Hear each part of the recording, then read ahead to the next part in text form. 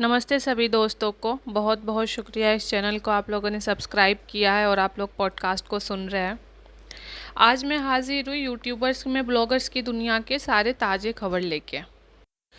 तो शुरुआत करते हैं आपके फेवरेट क्रिंज ब्लॉगर जिसकी न्यूज़ सुनते ही सारे व्यूवर्स एकदम खुश हो जाते हैं, क्योंकि हमारे जितनी ऑडियंस है और जो रिएक्शन वीडियोस हम बनाते हैं काफ़ी सोच मिलती है one and only Ibrahim families के बारे में। उनके जो ब्लॉगिंग की दुनिया के कंटेंट है उसको देख के हम और आप और पूरे हिंदुस्तानी नहीं, पड़ोसी देश वाले भी बहुत सेम फीलिंग रखते हैं। क्रिंज, ओवर एक्टिंग, ड्रामा और झूठ की दुनिया। खैर, कहा ही जाता है आज नहीं तो कल सबका पोल खुलता है, और इब्राहिम्स का तो 1 साल हो गया है। तो मिस रसगुल्ला की शादी को 1 साल हो गए हैं, और आप लोग देख ही रहे हैं कि 1 साल पहले उसकी शादी से जो लोगों के बंधे हुए थे ना आँख पे काले कपड़े, वो उतर गए हैं। अब लोग देख पा रहे हैं उनके अंदर की सच्चाई को, यानी कि जो झूठ का एक मुखौटा उन लोगों ने पहन रखा है वो अब खुल रहा है, ओपन हो रहा है। तो शुरू करते हैं। जो आज का ब्लॉगिंग में उन्होंने अपने बच्चे का फेस रिवील किया, आप में से कितनों को लगता है कि वो 3 महीने का नहीं है? कमेंट बॉक्स में बताइए। कितनों को लगता है कि काफ़ी बुजुर्ग और काफ़ी मैच्योर बच्चा है वो? खैर, बच्चे पे कोई मैं ऐसे ही कमेंट पास नहीं कर रही हूँ। मैं बस ये कहना चाह रही हूँ कि भाई, जब तुम्हारा बच्चा ये 3 महीने का नहीं है और ना ही कोई ये प्री मैच्योर बच्चा है, तो क्यों लोगों को इतने दिनों तक गुमराह करके रखे? क्यों ऐसा बता के रखे कि तुम लोगों के साथ कुछ प्रीमेच्योर वाली चीज़ें हुई? बच्चे को देख के पूरा हिंदुस्तान और दूसरे देश के पब्लिक भी समझ चुके हैं कि भाई अच्छा खासा बच्चा नॉर्मल डे डिलीवरी हुआ था, और पुराना अभी सिर्फ 3 महीने का वो नहीं है। क्योंकि अब जितने भी लोगों को शक था कि शायद इनका बच्चा किसी और तरीके से हुआ है, उस पर भी कंफर्मेशन लग चुकी है बच्चे का शक्ल देख के, कि माता और पिता पे ना जाके वो पूरे ददिहाल के रिश्तों पे गया है। क्योंकि जैसा कि सेरोगेसी का लोग अंदाज़ा लगा रहे थे, मैं फिर से कहूँगी, ये मैं कंफर्म नहीं कर रही हूँ, ये लोग कहते थे, और शायद लोगों की ये जो गलतफहमी है कह लो, या जो भी शक था, वो सच होता हुआ दिख रहा है। क्योंकि बच्चे का शक्ल ने सब रिवील कर दिया है इब्राहिम के प्रेगनेंसी का सच। देखिए, आज के समय में बिल्कुल हीरो हीरोइन अपने उम्र से ज़्यादा हो जाते हैं। जैसे कि आप इब्राहिम्स को देखेंगे, वो कोई 16 बरस या 18 बरस के नहीं हैं, 40 प्लस हैं। पति पत्नी वो सारे नशेड़ी पति पत्नी जो सिगरेट भी पीते हैं और नशा भी करते हैं, जिसका खुद उन्होंने ही ये सच्चाई खुद कबूला था। तो ऑब्वियसली इस एज में आके बच्चा को कंसीव करना इशू हो ही जाता है। तो इसमें वो खुल के आके बताते, जैसे कि संभावना सेठ बताती हैं कि वो आईवीएफ और बाकी तरीके अपना रहे हैं। इन्होंने भी अपनाया और कुछ उसी तरह से इन्होंने अपने बच्चे को जन्म दिया। लेकिन प्रॉब्लम आप बोलोगे कि क्या है भाई, हीरो हीरोइन ने उनको छुपाने की क्या ज़रूरत है? आजकल तो खुल के लोग बताते हैं। खुल के इसलिए नहीं बता रहे हैं क्योंकि इनकी जो ऑडियंस है वो थोड़ी सी आप कह सकते हो मेट्रो सिटीज़ की नहीं है।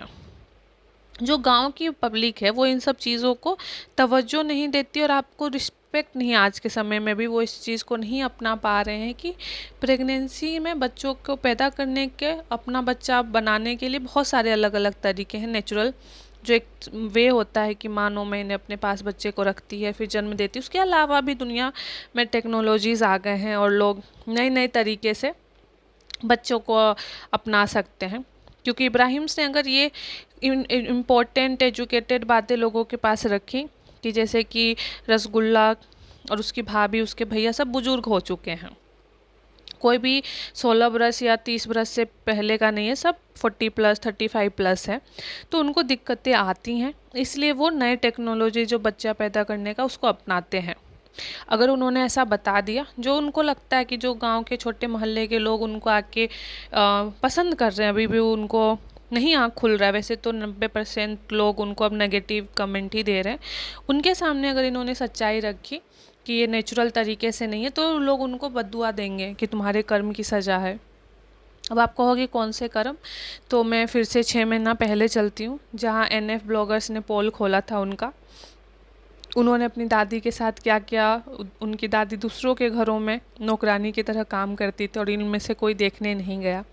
जब उनकी दादी इस दुनिया से गई तो ये लोग बर्थडे अपनी ब्लॉगिंग की दुनिया में पैसे कमाने के लिए ब्लॉग का केक कट कर रहे थे जब इनकी खुद की बहन ने अपना बच्चा को खोया था।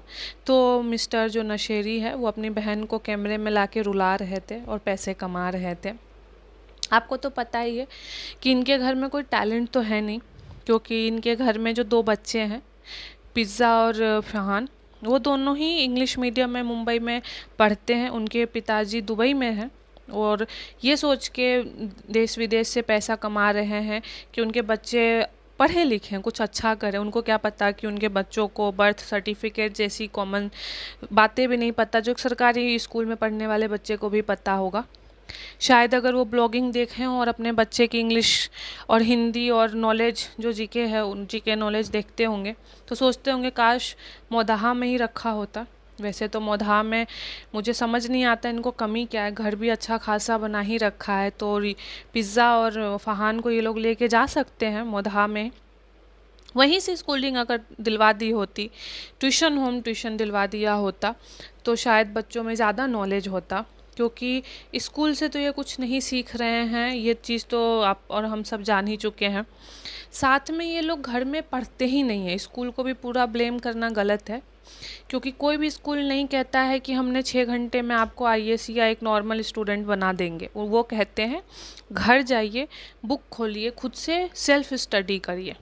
अब यहाँ पे ये लोग कौन से सेल्फ स्टडी करते हैं आपको हमको पता है। इनका सेल्फ स्टडी होता है कि केक को कितना लेयर का बनाएं। एक केक को, जैसे हम लोग के बच्चे क्या होते हैं class A class B C D ऐसे आगे बढ़ते हैं, इनका घर का बच्चा केक के लेयर्स बढ़ाते हैं कि आज ने 1 लेवल का केक बनाया, कल 2 लेवल का, फिर कट करके खाते हैं, वजन बढ़ाते हैं और फिर कहते हैं लोगों ने ट्रोल किया, हम इतना टेंशन में आ गए कि हम बीमार पड़ गए। कभी इनके परिवार को आपने नहीं देखा होगा इस बात को कबूल करते हुए कि इनके खुद के अनहाइजीनिक रहने से, जैसे कि इनका दूसरा जो टाई अप है प्रमोशन रेलवे मेट्रो इंडिया में रेलवे का जो ये लोग करते हैं, आए दिन अनहाइजीनिक तरीके से ट्रैवल करते हैं, घर आते हैं, बच्चे को छूते हैं, नहाते हैं, सोते, उससे जो बीमारियां होती हैं इनके भी होती हैं, तो उसको ये लोग नहीं कहते कि हमारी बदपरहेजी से हुआ, कहते हैं लोगों ने हमें बद्दुआएं दी। तो सवाल मेरा यहाँ है उन इब्राहिम फैमिली से, भाई बद्दुआ किस बात का, आपने कुछ कांड किया है उसी बात का तो लोगों ने आपको, अगर बद्दुआ दे भी रहे हैं, आपको कुछ उल्टा सीधा कह भी रहे हैं, तो कुछ तो कांड किया है। और जब आपने कांड किया है उल्टा सीधा, तो किस उम्मीद से आप सोच रहे हो कि लोग आपको फूल की बरसात करवाएंगे। बेशक आपको नशे की ही सामान गिफ्ट देंगे ना। अक्सर आप संभावना सेट का देखते हैं, घरों में गिफ्ट्स आ रहे होते हैं, वो ऐसे शोकेस कर रही होती है, और कॉफ़ी मग को तो वो ऐसे दिखाती है जैसे कि वो एक अमृत है। खैर आपने और हमने देखा ही है, 2 साल से उन्होंने कॉफ़ी को और अपने एनिमल्स को कंटेंट में दिखाते दिखाते अब खुद बीमार हो गई हैं। तो वो कहते हैं ना कोई भी चीज़ का अति सही नहीं होता, कुछ वैसा ही हुआ है उनके साथ।